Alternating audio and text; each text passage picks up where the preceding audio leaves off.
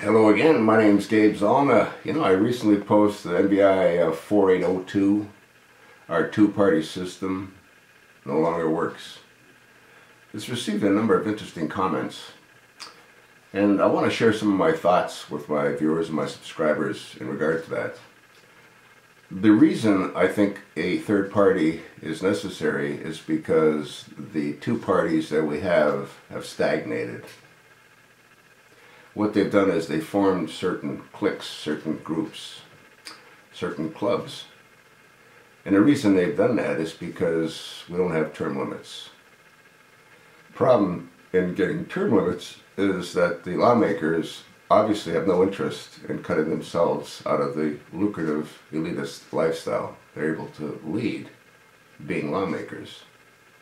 So there's the dilemma. That's where we have a roadblock. You know those congressional representatives that won against the Speaker? Their usefulness in the House of Representatives is zero. And the reason that is that they've shown that they're not loyal to the leader. They were right to have shown that. But since the leader remained in power, Speaker John Boehner, well, he obviously has a certain disdain for those that, as far as he's concerned, turn their backs on him. So, once again, their usefulness over the next 2 years will be next to zero. They'll not be given any kind of responsibility, nor will any of their suggestions be taken serious, nor will they be able to pass any bills that might be of benefit to their constituents. The only solution around the roadblock is either to establish term limits, and I don't know if a president, not that jackass that we have in the White House, but if a real president could sign an executive order mandating term limits. Short of that, a third party that agrees to term limits as far as the reason for them to be nominated or elected by their constituents, I think that would go a whole long way.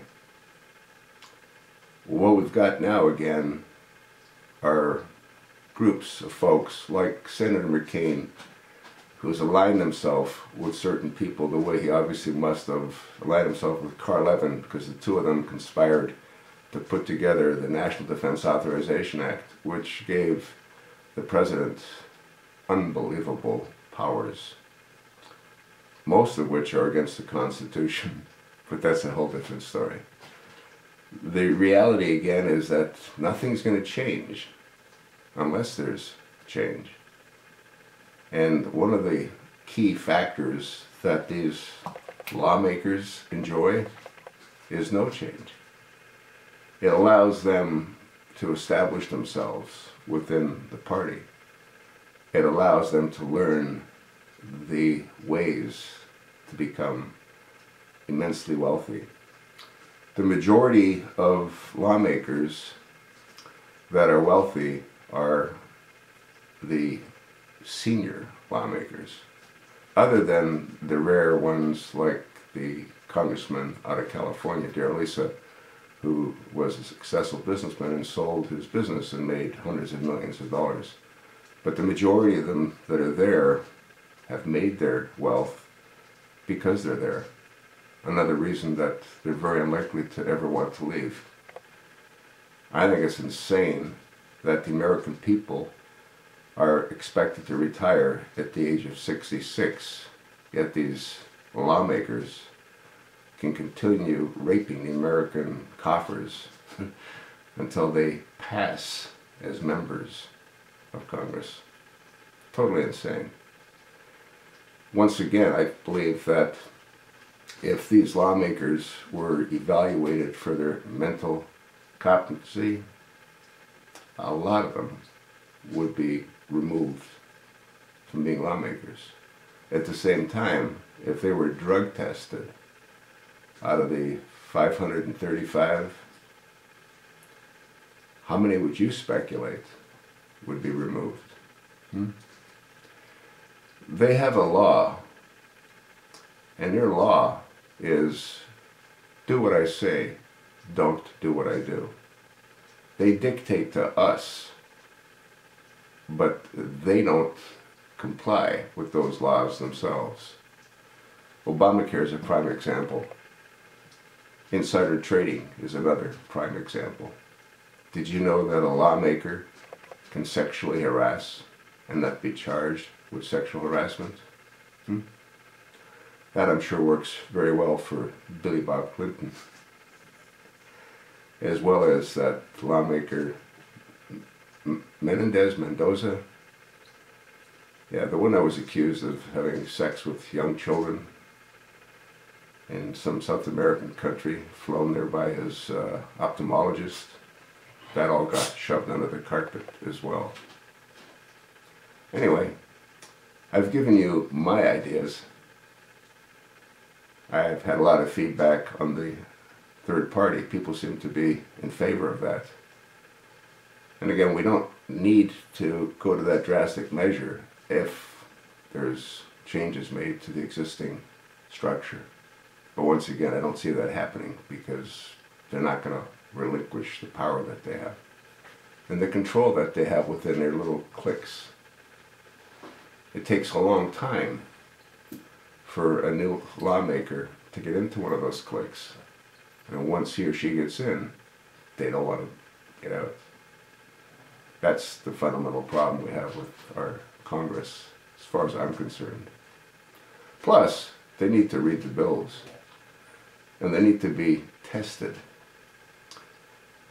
When I decided to learn how to fly, I was taught how to fly. And then I was taught a lot of ground school. And then I was tested on the ground school. And I had to reach a certain percentage. I believe it was 75%. I can't recall. But anyone below that, you don't get to fly. And every 2 years, as a private pilot, I'm tested again. I'm not only tested on my flying ability, I'm also tested on my understanding of the rules required to fly, understanding how to read the charts, understanding what the different signs mean on the charts. That's every 2 years. These lawmakers, they get into Congress, and what do? Well, they don't get tested. They don't read the bills. A perfect example of how they vote party line was this most recent farce, where most of the Democrats voted for Pelosi to be Speaker, which is totally insane. They're the minority party. But she still could have won if we had a number of Republicans that voted for her in combination with the number of Democrats. The system doesn't work. And again, it doesn't have to be massively overhauled.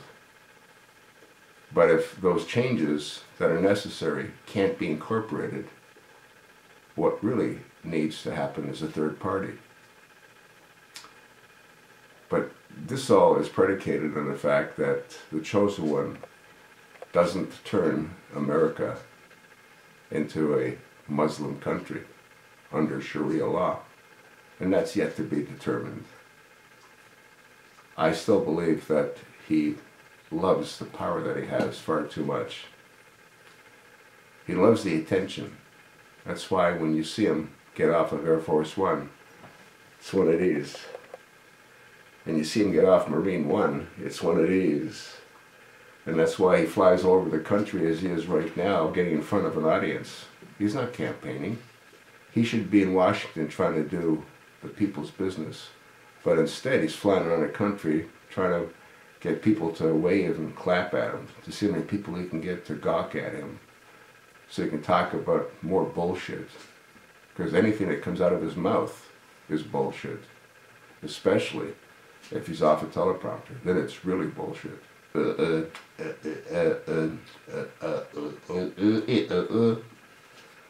Anyway, I've given you my thoughts. Why don't you share some of your thoughts with me?